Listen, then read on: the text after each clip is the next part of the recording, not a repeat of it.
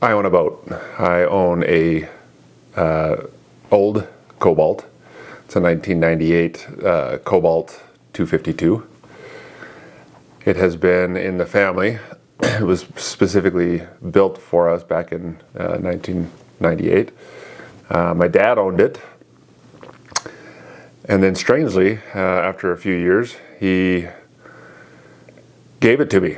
The reason I say you may find that strange, because why would you give someone a boat? Why would you sell them the boat?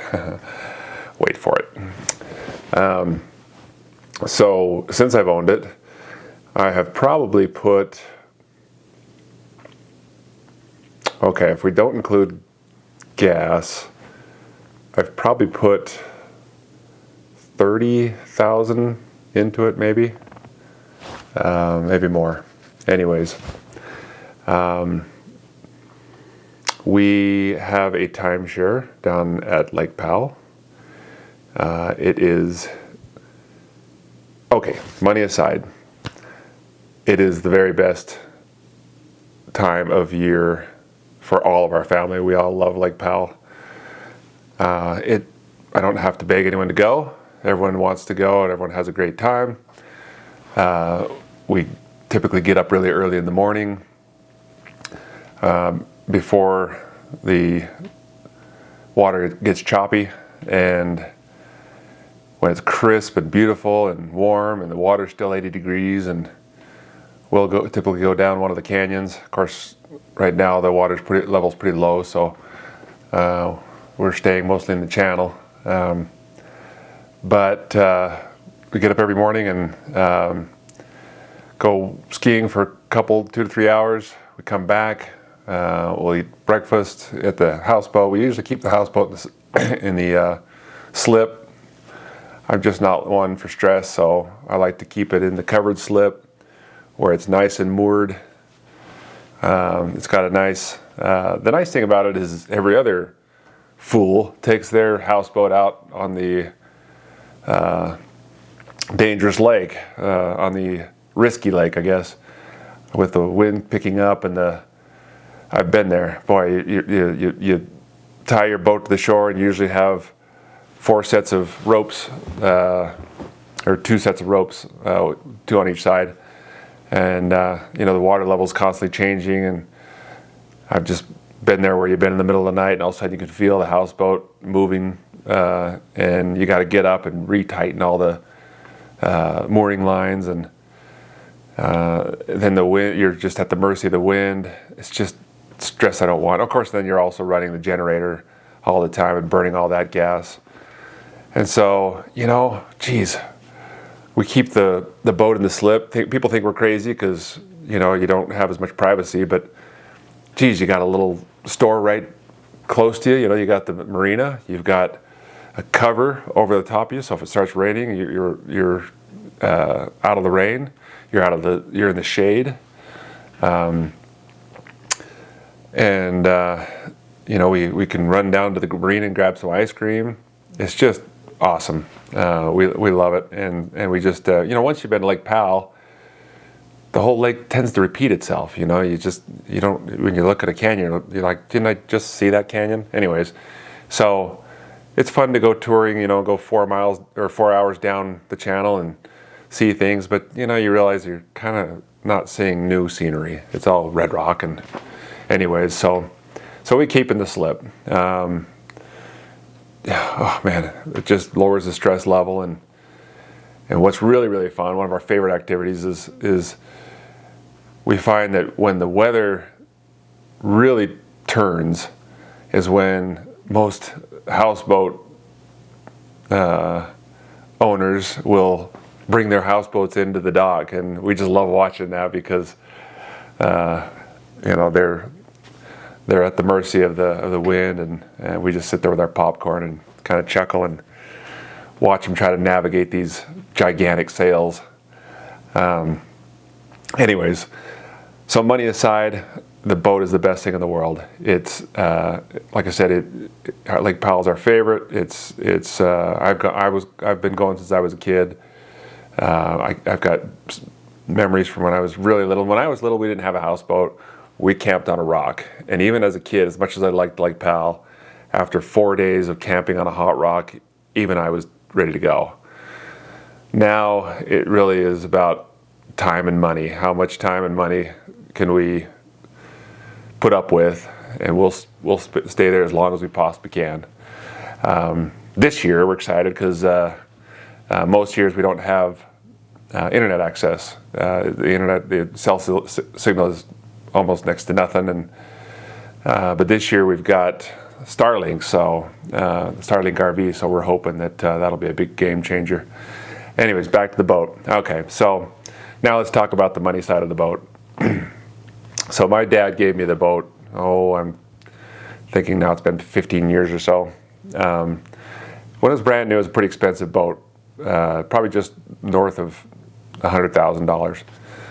That was, back in the 1998. So back then it was, cobalts were the boat to get.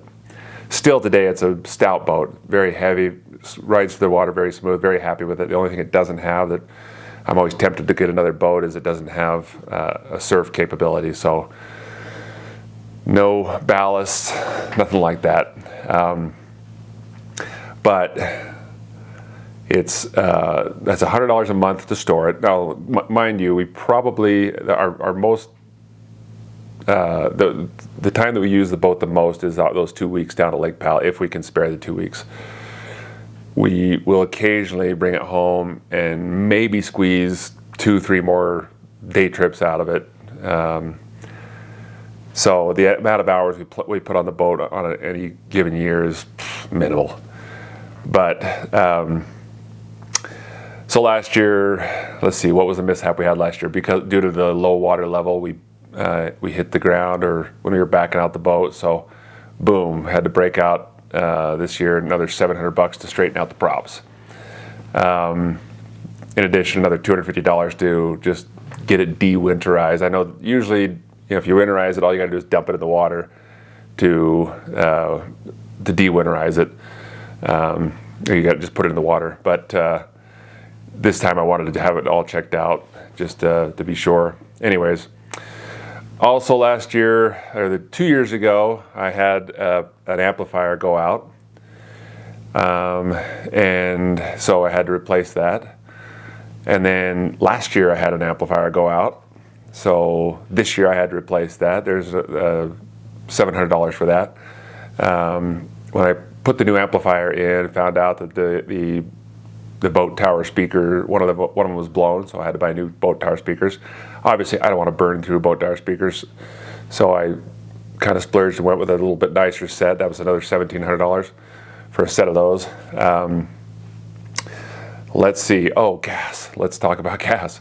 Gas right now is, if I buy it at a gas station, obviously it's north of $500. Of course, the boat takes premium, so that's going to be about $6 a gallon. And let's see. Of course, I'm not going to pull the boat out of the water to get gas. I'm going to fill it up at the marina at Lake Powell, and currently it's about $7.50 a gallon. And who knows what it will be in 2 weeks when I get there, or a week when I get there. It burns about 8 gallons an hour. Oh my gosh, that's a lot. Anyways, so it just sucks that gas down. It holds an 80 gallon tank. So I'm looking at about $550, $600 to fill that tank. The timeshare is for our ownership. It's about $4,000 for the owner, or $4,500 that we get to pay for the maintenance fees on the boat, or on the houseboat. Anyway, so you do the math and you do the hourly. It's insane. It's insane the amount of money you spend. And if it gets any worse, if the economy goes further south, we're going to have to figure out a new pastime for the family. I hope that we can figure out one that is as successful at convincing people to join us down there, because Lake Powell, like I said, you can have rifts in the family, or people upset at each other, and suddenly they'll forgive each other for Lake Powell. Everyone wants to come down to Lake Powell, and that's wonderful. That's there's nothing I like better than having family around me. Anyways, so unless you're a boat owner, you're probably hearing all this and going, why on earth? I mean, a brand new boat. I looked at a brand new boat last year, and the one that I really like, Cobalt's a beautiful boat. I mean, they just build really high quality boats, runabouts. They wanted $185,000 for the one that I would kind of like. That's insane. I mean, that is insane. I can't imagine, and I'm sure it's even more than that now. That was last year. So when a couple of years ago, let's see, 2 years, I guess it's been 2 years. No, actually, last year. Last year, I redid the outside of my boat. I redid the gel coat, did everything. You know, the guy was like, this is going to cost you, about 12 grand. And I'm like, yeah, go ahead and do it. Yeah, when you look at a brand new boat and how much they cost, it's worth it to fix up your old boat. And the amount of hours I have on my engine, I think I have less than, about 1,800 hours on my engine. And so I asked my boat mechanic, how many hours can you potentially get out of a engine before it has to be rebuilt? He said 3,500 is what he normally sees. I'm sure that's all depends on how you use it or abuse it. This boat's the engine's been fairly stout. I've really tried to keep up on the maintenance, regular oil changes, and I'm not a mechanic, but it's one of the things I really worry about. Anyways, so this is my short little video.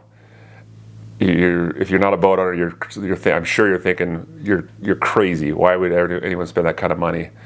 And in worse, we're in the drought season, so we don't have, everyone's buying boats. In fact, when in the pandemic, boat sales went through the roof. I think it was one place you could go where you're not going to be around people that could potentially get you sick because you're out in the open air. RV sales have the same kind of boom as the boat sales, but I'm amazed at how many people bought these really, really expensive boats. Anyways, so if you're a boat owner, you probably know what I'm talking about. You probably understand it's kind of worth it. If you're not a boat owner, you think I'm crazy. You're probably right.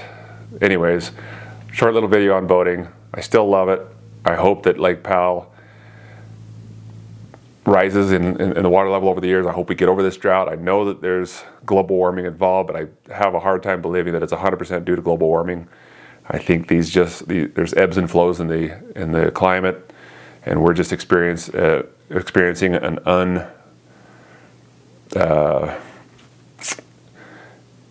a rare drought season. So anyways, thank you very much for listening. See you later.